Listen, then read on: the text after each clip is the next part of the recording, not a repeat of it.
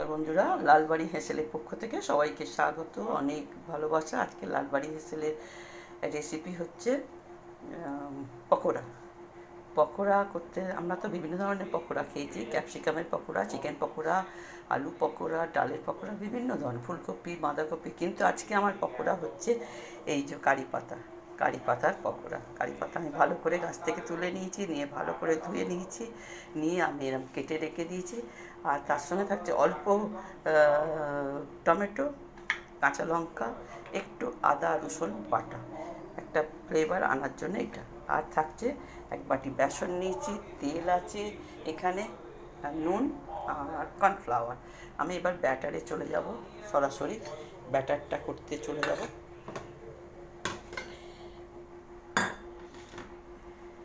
ব্যাটারে অল্প অল্প জল দেব। ব্যাটারটা আমি হাত দিয়েই গুলবো, হাত দিয়ে গুললে সবচেয়ে ভালো হয়।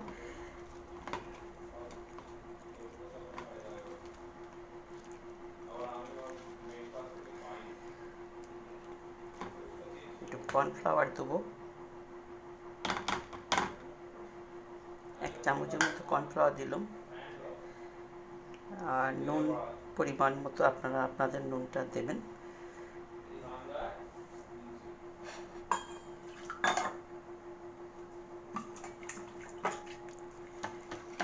এবার আমি ব্যাটারটা তৈরি করে নেব।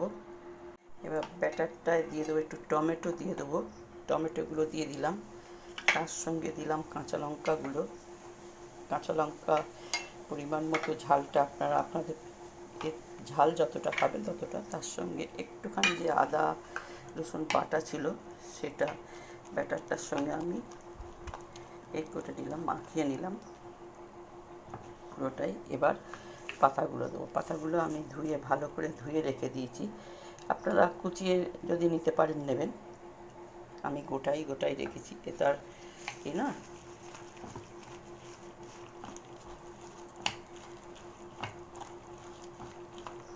আমি এরকম করে নিয়েছি, পাতাগুলো দিয়ে দিয়েছি।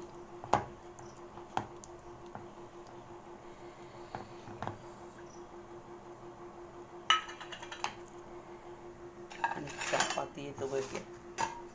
গ্যাসটা আমি জেলে রেখে দিয়েছি, কড়াটা আমার গরম হয়ে গেছে। আমি তেলটা দেবো এবার, সর্ষের তেলটা আমি দিয়ে দেবো। একটু বেশি লাগবে যেহেতু পকোড়া ভাজতে হবে। ডুবো তেলে, তেলটা গরমও হয়ে এসেছে।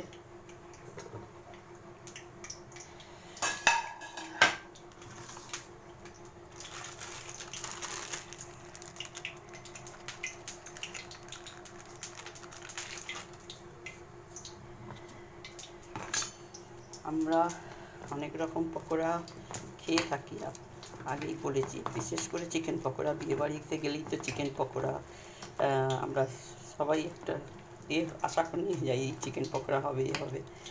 আর তার সঙ্গে আপনার থাকে বাড়িতে যেমন চিকেন পকোড়া হয়, করে থাকা হয়, ডালের পকোড়া হয়। তেলটা গরম হয়ে গেছে,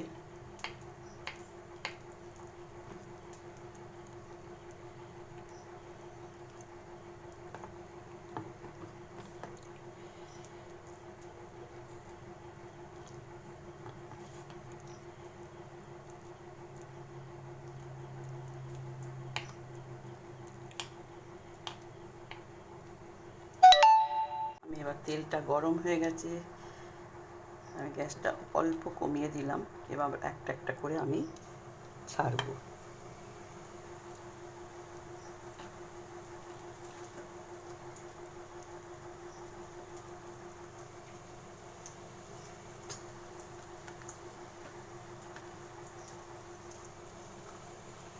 খুব ভালো হতে হয়, কেন এমনিতেই কারি পাতা খুব সুন্দর একটা গন্ধ থাকে।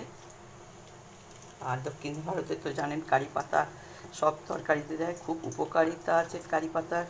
কারি পাতা চুলের পক্ষে খুব উপকার এবং ত্বকের পক্ষেও ভালো কারি পাতা। এইভাবে আমি সবকটা পকোড়া ভেজে নেবো কারি পাতার। লাল লাল ভাজা হয়ে গেছে, পকোড়া যেরকম ভাজা হয়, দেখুন কি সুন্দর রং হয়েছে। দেখুন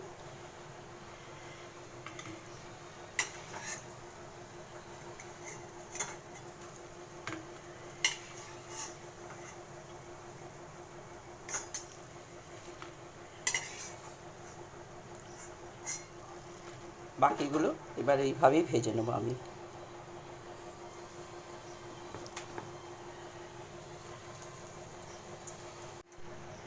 বাকিগুলো হয়ে গেছে, আমি গ্যাসটা অফ করে দেবো।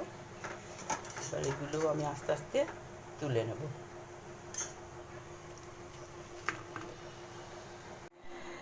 আমার কারি পাতার পকোড়া হয়ে গেছে। কারি পাতার পকোড়া কিভাবে করলাম আপনারা দেখেছেন। পকোড়া যেমন হয় তেমনি আমি শুধু কারি পাতা দিয়ে করি, একটা নতুনত্ব।